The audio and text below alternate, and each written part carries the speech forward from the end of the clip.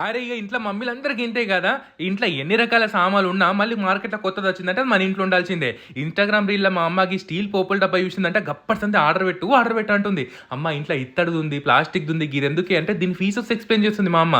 చూసిర్రు గదా! దీనికంటే transparent lid ఉందంట. మళ్ళీ ప్రతి ఒక్క డబ్బాకి గూడా సెపరేట్ ట్రాన్స్‌పరెంట్ లిడ్ ఉంది. ఇప్పుడున్న పోపుల డబ్బాలంట శనగపప్పు, మినపప్పు, పసుపులా ఇట్లా కలుస్తా ఉన్నాయనంట.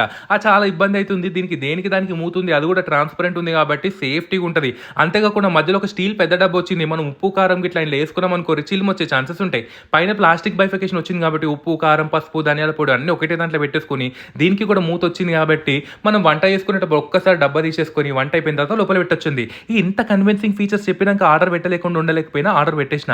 దాంతో పాటు పాత పొంగడాల పీట కూడా ఖరాబ్ అయిపోయింది. అందుకే క్యాస్ట్ ఐరన్‌ది అది కూడా గ్లాస్ మూతొచ్చింది. ఇన్ని రోజుల స్టీల్ మూత పెడతా ఉంటుండన్నట్టు. చాలా ఈజీ అయిపోతదని చెప్పేసి క్యాస్ట్ ఐరన్‌ది ఆర్డర్ పెట్టిన. క్యాస్ట్ ఐరన్‌లో వండుకుంటే కూడా మంచిదే. అమెజాన్‌లో తీసుకున్నానన్నట్టు హ్యూమన్ హైడ్రా ప్రొడక్ట్స్ ఇవి.